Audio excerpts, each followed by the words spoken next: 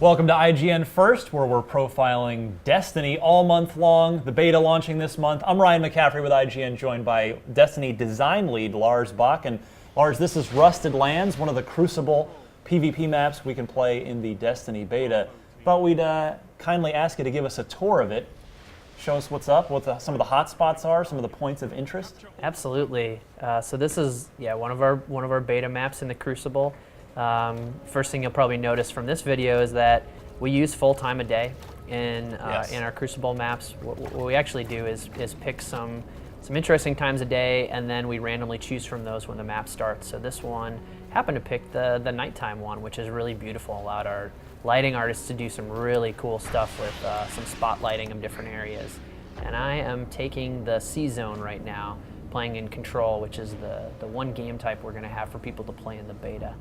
Now, from playing a bunch of this today, this map, tell me if you think I'm wrong, this map seemed to me it's very deceptively vertical. Like, it doesn't seem like it's obviously, tall or straight up and down, but there's a lot of verticality in here. There's a ton, and there's a lot of blown out buildings, there's a lot of different routes that take you through sometimes lower or upper areas.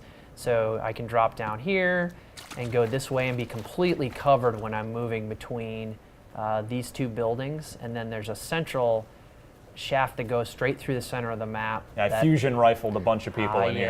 Yeah, you can grenade people, you can super them if you have golden gun. This is a great place to catch them unawares and hose them down.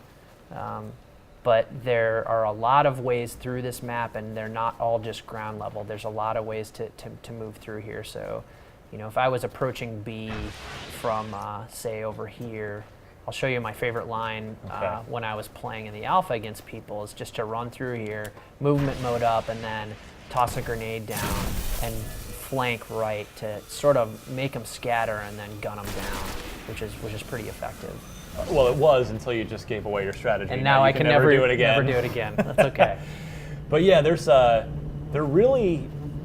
like 17 ways to each capture point here because of that verticality in part, right? Yeah, it's pretty interesting. We have some that are more open, like this B one, and then we have some that are more closed off, like A. So A is one of the... Even A, there's like four spots, let's see. So we'll count them. One. There's the back staircase. 2. There's this staircase here. 3.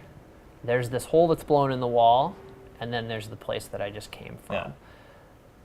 So yeah, there's a lot. There's a lot of ways in here, but there are also ways for you to stop people from coming in. So if I, pop down my area denial grenade, I can make sure if they come through this way because I'm watching my tracker and I see that's where they're coming from, they're going to take damage coming through that area, which is pretty interesting. If you go out either of these two doors, I noticed there was do we want to give people the heads up? Your Bungie snipers like to take a perch right down over that way. This is a great line, and I'll switch to my sniper really quickly. And we see people using that internally. And you'll see I also have no special ammo, which is another thing that we do. We sort of punish you for changing weapons mid-game, but you can still grab special ammo from any of the green crates. So this is a great line right across here. You can catch people coming through. That's one of the ways you leave C as you're making your way towards A. Right. That you can lock them down. You can also, if you're pretty good, you can throw grenades over there too to stop them. Like if you know a sniper's there or it's gonna be there, you think there's gonna be a sniper there, toss a grenade over there too to sort of keep them on their toes. That was pretty good, by the way. If you're pretty good, and then you just throw the perfect grenade over to the exact spot. Maybe I've played this game before. I wanted to point something out that our lighting also allows, and are really cool in this game. So, say you're guarding A, and you think someone's coming from this direction, you can actually see their shadow on the back wall as they're coming up the staircase. So not only can you guess, so if someone's, say, crouch walking and being sneaky, you can still see their shadow coming up that hallway, which is pretty cool. We try and play with light and shadow that way in a lot of our maps too. So would you also classify this as a mid-size map by Destiny standards? Absolutely, this is a mid-size map.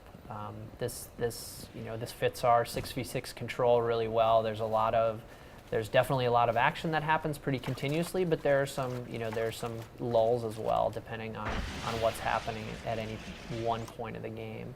So each team spawns on one side of the map, and then we try to have, as close as we can in an asymmetric map, have them close to an initial point. So you'll see all the green guys way over there. We're close to C, and then the other team, which no one's playing right now, is pretty close to A, and they have a couple of routes that are pretty close to get them into A. One of my favorites is this sort of makeshift concrete ramp, which allows you to use your movement mode back in there, and then you can get to A pretty quickly. All right, well, look for this map in a few different day and night configurations, along with a few others in the Destiny beta, which we are profiling. We're doing map tours for everything you can find in the beta coming up, as well as maybe a map tour for a map that you won't find in the beta and you otherwise have to wait until September to play. So, Lars, thanks very much, and for more on all things Destiny, keep it locked all month long here on IGN. It's IGN First.